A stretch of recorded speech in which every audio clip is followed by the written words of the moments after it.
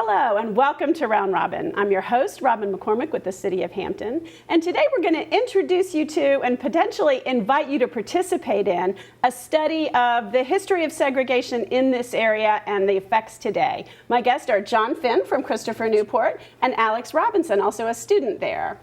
This is really an interesting idea about studying what segregation was 50 years ago. Right. And what these neighborhoods look like now. Yeah, so this year, not coincidentally, is the 50th anniversary of the passage of the Fair Housing Act. It passed in 1968. And looking broadly across the country, what we see is patterns of racial segregation, especially in urban areas all over the U.S., are largely the same as they were during the period of official kind of what the Supreme Court has called de jure segregation, meaning segregation by law. Now today, right. So, and you're not just focusing. I mean, your study is, but segregation isn't just the South. And I think that sometimes people think that. Oh yeah, no, it's not. And in fact, the 1968 Fair Housing Act is sometimes called the Civil Rights Act of the North because it's the third of the big three civil rights acts, and it's the first one that actually directly impacted the North, and especially northern cities, because of the level of residential racial segregation in those areas. So yes, it's a problem that affected the entire country, really. So you came here to Christopher Newport. And what made you decide to do this study? How is it playing out so far? Yeah, so I've been in the region for about 5.5, almost 6 years now. And before I came here, a lot of my research was international. It was based in Brazil and based in Cuba. And once I got to this area with a long-term contract, with the intention of staying in the area, I wanted to develop some kind of project that was locally based. And so there's a lot of history written, there's a lot of kind of sociological and geographical theory about segregation. But what we're trying to do with this project is try to understand the human experience of living in essentially segregated cities now well into the 21st century. So it's based on the historical and theoretical work, but it's really about the human experience in the present and looking into the future. And that's interesting, and no offense, because I know geography is your thing, but that has been traditionally defined as, kind of the study of land and how land has affected things. And this is much more intersecting with sociology and humanity, and it sounds really interesting. Yeah, and I think that's right, that this is a project that's kind of on the intersection of what we might call kind of human geography or urban geography and sociology, which is nice because I'm a geographer, but I'm situated in the Department of Sociology at CNU. There you go. So it works really nicely, and mostly the students who are working with me on the project are mostly sociology and anthropology students. Like Alex, yeah. And so Alex, what is your role on the project and how did you get involved? I'm a research assistant on the project. I got involved after taking a class with Dr. Finn my sophomore year. It was an urban geography class, and we covered the topic of urban segregation in modern day. And I thought it was really interesting because we did this assignment where we looked at redlining maps from the 1940s and 50s and then compared it to the demographics that there are today. And I was fascinated how much little has changed. And so I met with Dr. Finn and talked to him about the project and got onto it.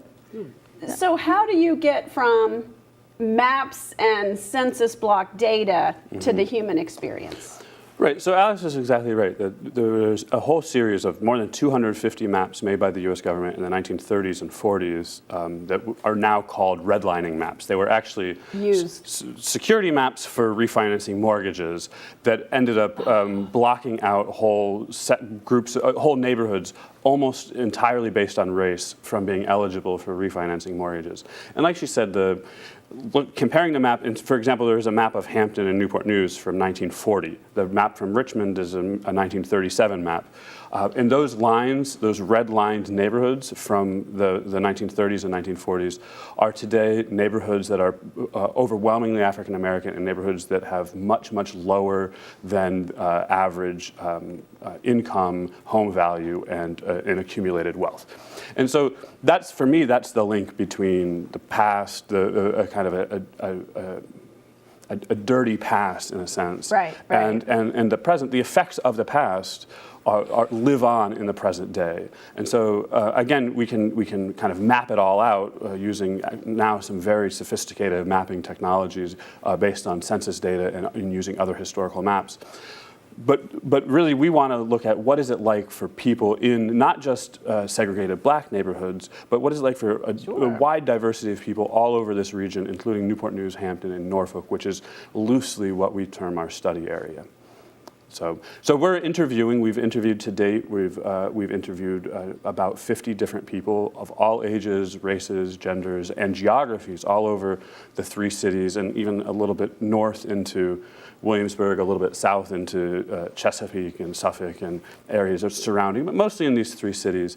And we're now starting with a photography project where we're passing out cameras and asking people to photograph places that are meaningful, specifically places that are meaningful in their life. And we're also starting to record oral history interviews.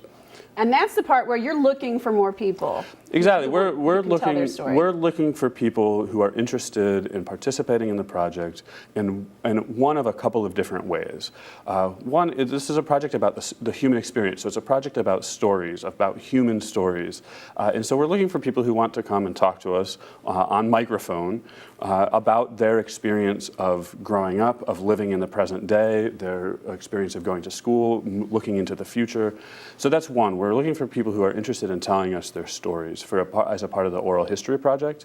And the second part is that we're looking for people who are interested in taking a camera. We provide a disposable camera. Do they still make those? They still make them, and with 27 pictures on it. For weddings and research projects. Exactly. And there's actually been some really interesting research projects over the years in different areas that use this very kind of antiquated technology. Yeah. But we're asking people to take one disposable camera.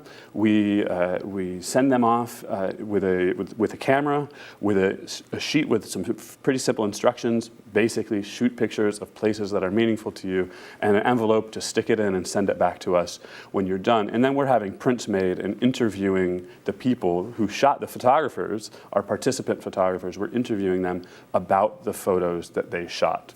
And so it's a several-step process.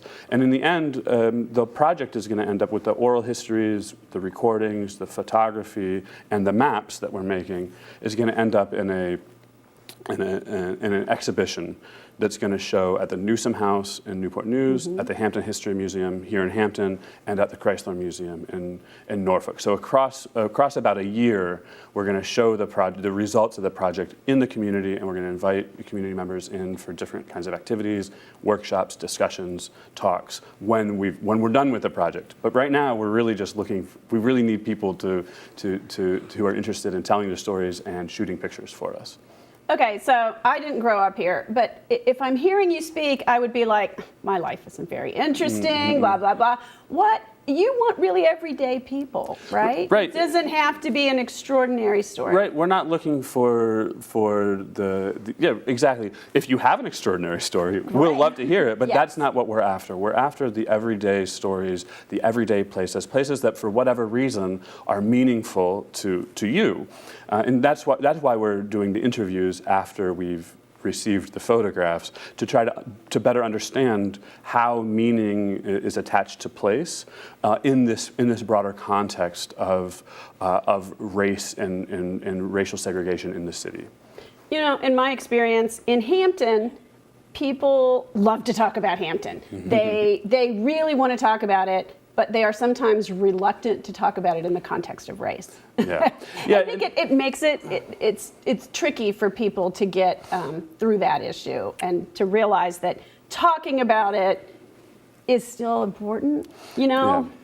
Yeah, I agree. Sometimes, and especially. As a white male who's also not from the region, like I'm perfectly cognizant of how my own identity is a part of the research process, right? So a lot of times in the sciences, you think of the researcher as separated from the research. In this case, I'm very much in it as well, and that's made for. I mean, on the one hand, it can be a bit awkward to try to have conversations about race, but I think these conversations about race are really, really important. Race is it becomes an important factor in how, in kind of how society is organized, whether we like it or not. Right. And so I think it's really important to have those conversations. And Alex, you have been a party to some of these conversations, and you're bringing your own background into it. How is it for you personally, more than as a researcher? So growing up, I lived in a predominantly white area, so we didn't really talk about race with like our neighbors or anything. Right. So coming into the project, talking about it's something that's new for me too. So it's kind of a growing experience for me, as well as like obviously the people that we're talking to, like just bringing up the topic. So it's interesting. So John, if people are listening to this and they want to volunteer, what is the best way to get in touch with you? Sure. So we are on Facebook. The project is called Living Together, Living Apart.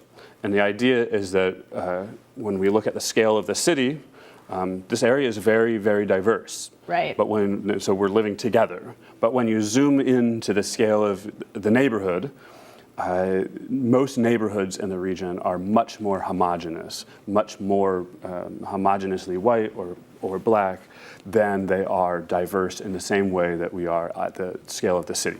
So the project title is Living Together, Living Apart, because we are simultaneously living together and living apart. And you can find us on Facebook, exactly that name.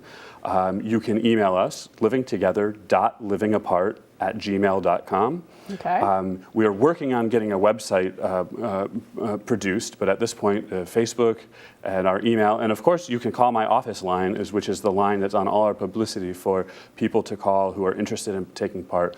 That number is 757-594-7939. So you can get in touch with us through, like I said, Facebook, email, and phone, and we will be happy to come to wherever and whenever is comfortable for you to have a conversation. Okay, I can't wait until this is over. You guys are enjoying the process, and that's fun, but I want to see the end result.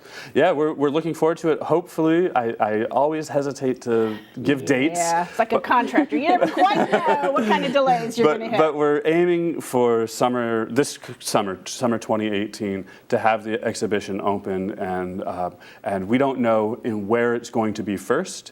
But we do have partnerships with the three places that I mentioned: the Newsom House, the Hampton History Museum, and the Chrysler Museum, and it's going to be showing in all three of those places from summer 2018 on into 2019. That sounds great. Well, thank you for coming by so much. Absolutely. Thank you. Thanks so much for having us. And thank you for watching. I hope that if you grew up in this area, whatever your story and your background are, you will contact them and see how you can be a part of this project, because the end result is something we're all going to learn from and enjoy. Thanks for watching.